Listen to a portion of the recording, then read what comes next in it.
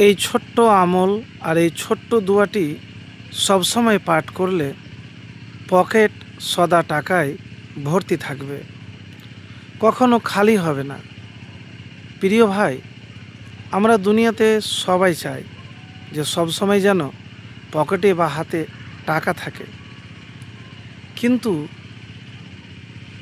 এই পকেটে টাকা থাকার জন্য আপনাকে মেহনত করতে হবে, পরিশ্রম করতে হবে এবং আপনাকে দুনিয়াতে হিসাব করে চলতে হবে। কথাগুলি জানি, কিন্তু সবসময় পকেটে টাকা থাকার জন্য কিছু উপায়ের কথা আপনাকে বলবো।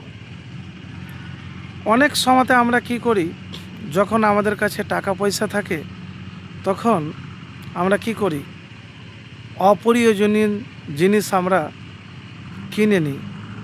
তো পকেটে টাকা রাখার জন্য একটি বাজেট তৈরি করা, অপ্রয়োজনীয় খরচ কমানো, যা আল্লাহ সুবহানাহু ওয়া তাআলা আল কোরআনুল কারিমে বলেছেন যে আমি অপচয়কারীকে পছন্দ করি না। তো সঞ্চয়কে অগ্রাধিকার দেওয়া অত্যন্ত গুরুত্বপূর্ণ। এছাড়া আমি যে আপনাকে বলবো যে অপ্রয়োজনীয় জিনিস থেকে আপনাকে বাঁচতে হবে। ছোট ছোট লক্ষ্য নির্ধারণ করুন। একটি নির্দিষ্ট লক্ষ্য পূরণের জন্য সঞ্চয় করলে তা আরও কার্যকর হয়। বিনিয়োগের কথা ভাবুন, কৌশল অবলম্বন করুন। আয়ের সাথে সাথে বিনিয়োগের দিকেও মনোযোগ দিন। এটি দীর্ঘমেয়াদে আপনার আর্থিক অবস্থার উন্নত করবে।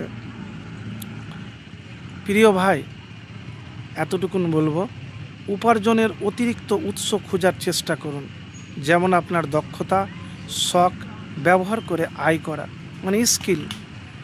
তো মানুষ মনে করে যে হ্যাঁ ঠিক আছে, দোয়া তো অবশ্যই করবেন, কিন্তু তার আগে আপনাকে কাজের অভিজ্ঞতা, কাজ শেখা, সঠিক সময়ে করা, বিনিয়োগ করা এবং বর্তমান প্রেজেন্ট মাইন্ড, যেটা উপস্থিত বুদ্ধি, সেই বুদ্ধিটাকে কাজে লাগাতে হবে।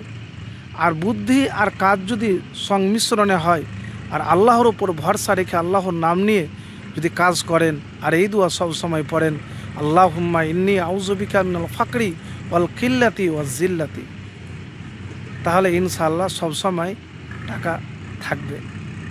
হতে পারে দোয়া কবুল হলে, এটা গ্যারেন্টি দিয়ে বলবো না।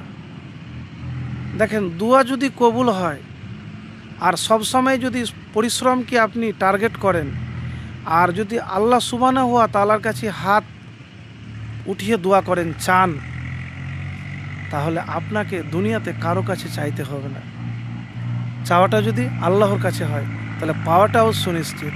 তো প্রিয় ভাই, কথাগুলি শুনতে সহজ লাগলেও কিন্তু এই আমল একবার করে দেখুন। সময়কে আমি অনেক ভিডিওতে বলেছি, যতটুকুন সময় পাবেন সময়টাকে কাজে লাগান। শুধু সময় এমনি কাজে নয়, কৌশলগত, বিনিয়োগগত অনেক জিনিস আছে, স্কিল। আপনি যে কাজ করবেন, হয়তো আজকে যে জিনিসের মানে নিত্য নতুন একটা ভাবনা আপনাকে আনতে হবে।